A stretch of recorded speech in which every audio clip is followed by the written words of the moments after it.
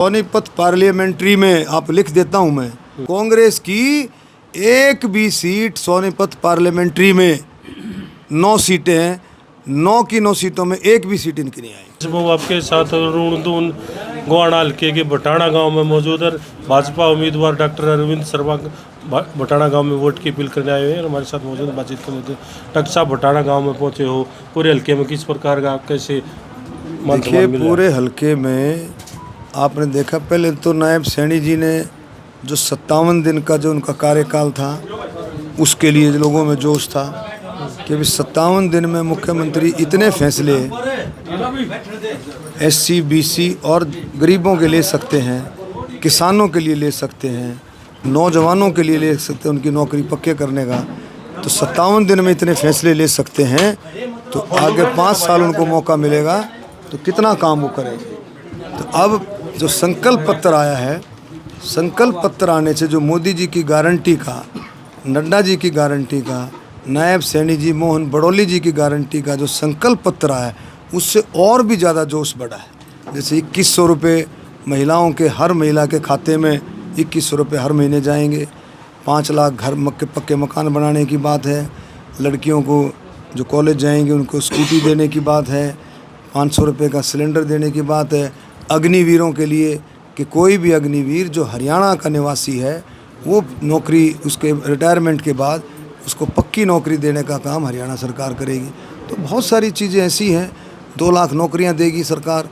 तो इन चीज़ों से विश्वास और ज़्यादा बढ़ा है, क्योंकि भारतीय जनता जो पार्टी जो कहती है, मोदी जी जो कहते हैं, नायब सैनी जी जो कह रहे हैं वो होगा, लेकिन कांग्रेस जो कहती है वो होता नहीं है। क्योंकि हिमाचल में लोगों ने देख लिया कि कांग्रेस ने जो अपने मैनिफेस्टो में जो चीज़ें डाली थी वो कर नहीं पाई, क्योंकि पैसे की कमी की वजह से वो नहीं कर पाई।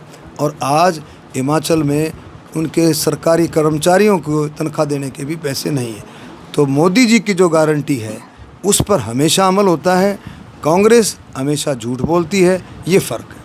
डॉक्टर साहब, देश के प्रधानमंत्री और भाजपा के जो सबसे बड़े नेता हैं प्रधानमंत्री नरेंद्र मोदी, कल गोवाड़ा में आपके लिए वोट की अपील करने आ रहे हैं।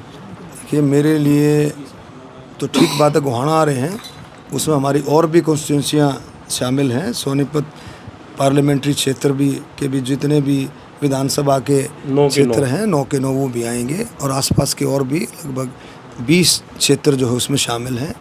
और बड़े जोश है लोगों में।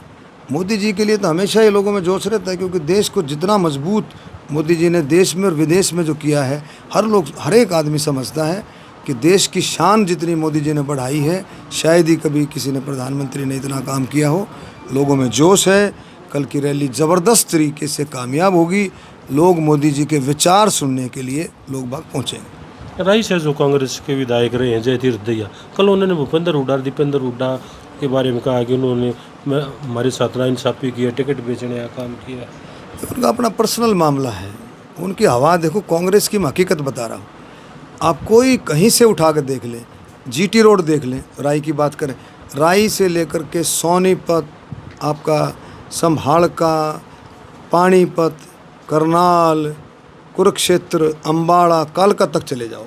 उधर राई से लेकर के आप पलवल तक चले जाओ वाया फरीदाबाद, उधर आप गुड़गांव चले जाओ, उधर अहिरवाद, हर जगह, हर एक जगह कमल का फूल, भारतीय जनता पार्टी, बीजेपी, नायब सैनी, हर एक जगह।